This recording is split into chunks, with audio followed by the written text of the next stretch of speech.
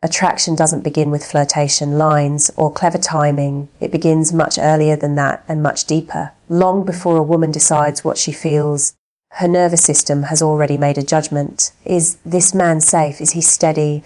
And just as importantly, does he wake something up in me? When a woman is secretly drawn to a man, her body responds before her mouth ever does. You see it in the way her shoulders drop when he enters the room, as if she no longer needs to brace herself. You hear it in the way her voice becomes slower, warmer, more grounded. Her breathing deepens, her movements soften. This isn't a performance, it's regulation. Her nervous system is settling because it senses strength that doesn't need to announce itself. Safety, in this context, doesn't mean softness or passivity. It doesn't mean being agreeable, overly polite, or endlessly accommodating. In fact, those qualities often do the opposite. What creates safety is predictability of character, emotional consistency.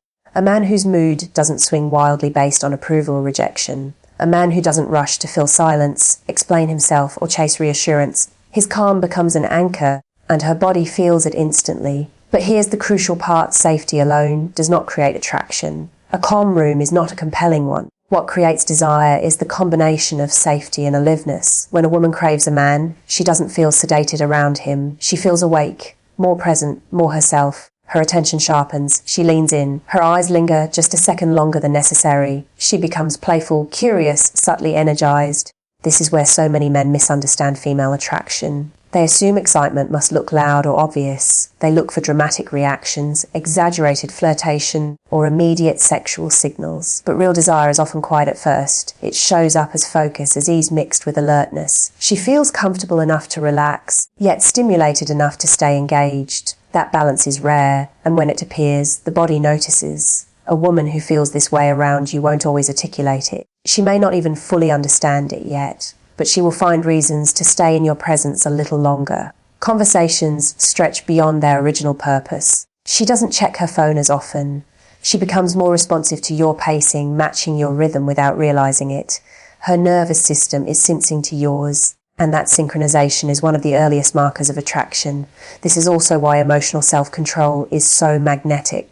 When a man reacts impulsively, seeking validation, pushing for clarity, or collapsing into neediness, he disrupts that sense of safety. The nervous system reads unpredictability as risk. Even if the man is kind, even if his intentions are good, the body pulls back. Desire cannot grow in chaos. On the other hand, when a man holds his center, when he remains warm but not reactive, attentive but not anxious, he creates a psychological space where attraction can breathe. She feels free inside that space, free to respond honestly, free to feel desire without pressure, free to explore curiosity without fear of being consumed by it. There's also something profoundly attractive about a man who is not trying to manage her emotions. He doesn't rush to fix discomfort. He doesn't apologize for existing. He allows moments to unfold naturally. That kind of presence communicates trust, not just in her, but in himself. And trust in oneself is contagious. Her body senses it and responds accordingly. Notice how this kind of attraction doesn't rely on tactics. There's no script,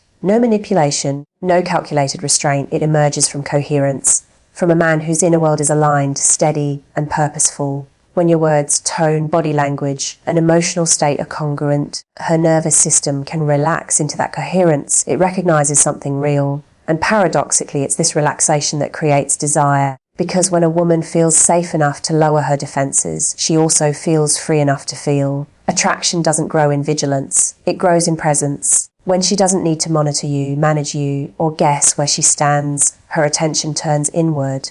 That's where longing lives. This is why women often describe being drawn to certain men without being able to explain why. They'll say things like, "I just feel different around him," or "I can be myself with him." What they're really describing is a nervous system response. Their body has found a rhythm that feels both grounding and enlivening. That combination is rare, and the body doesn't ignore it. And if you're wondering whether this kind of attraction can be learned, the answer is yes, but not in the way most people think. It's not about adopting a persona. It's about removing the internal noise that makes you reactive. It's about building a life that gives you direction so you're not searching for meaning in someone else's approval. When your sense of self is stable, your presence becomes stable. And when your presence is stable, others feel it. So when a woman's nervous system feels safe and awake around you, understand what that really means. It means you are not chasing her attention.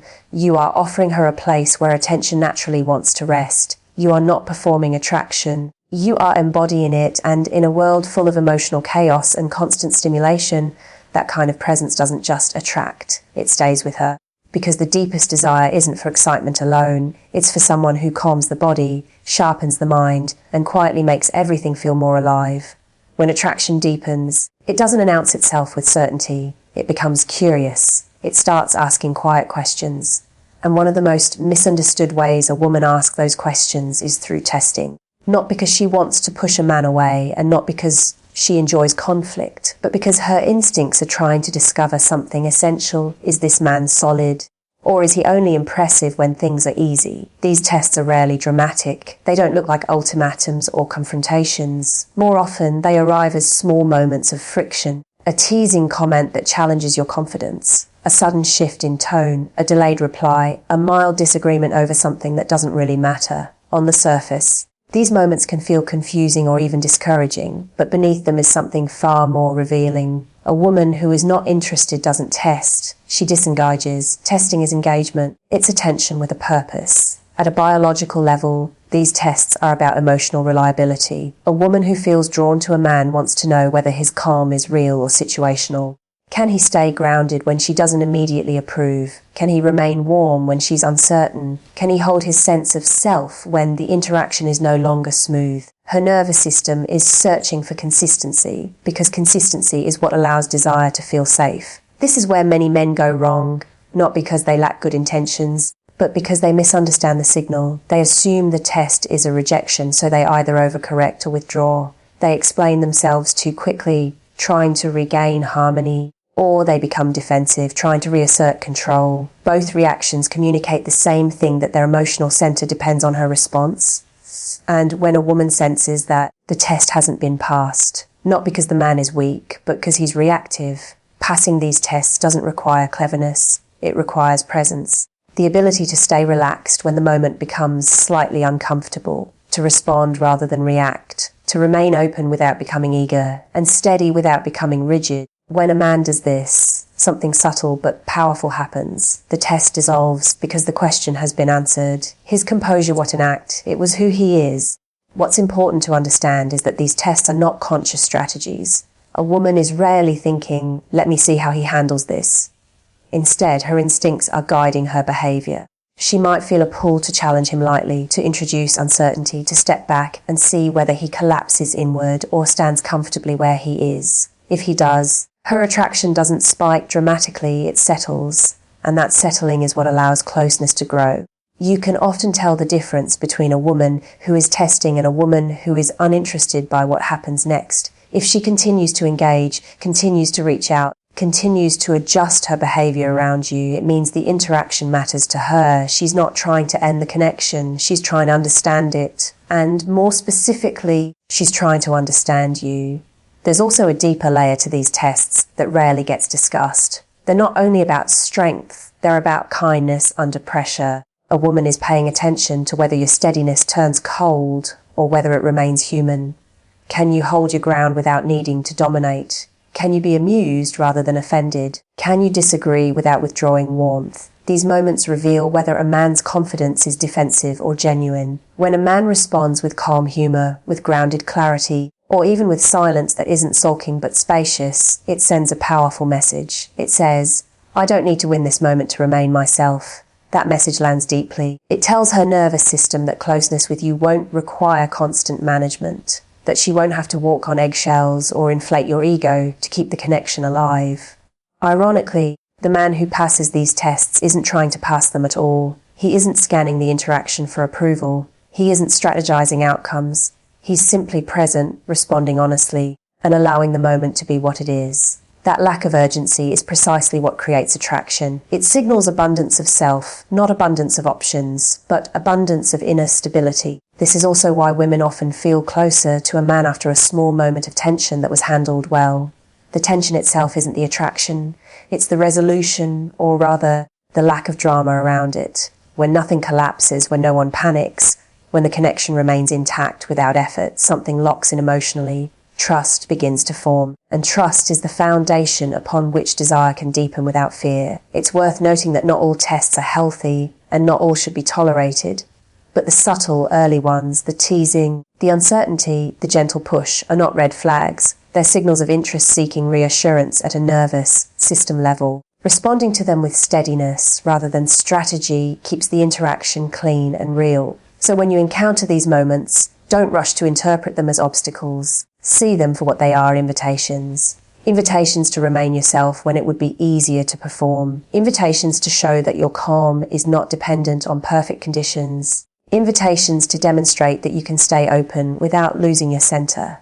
Because in the end, she isn't testing whether you're impressive. She's discovering whether you're trustworthy in your own skin. And when a woman realizes that a man doesn't disappear, harden, or chase when the moment shifts, something inside her relaxes and leans forward at the same time. That's when the test stops being a test and becomes the reason she moves closer instead of away. When attraction moves beyond curiosity and settles into something deeper, it stops trying to be impressive and starts becoming generous. This is where investment appears.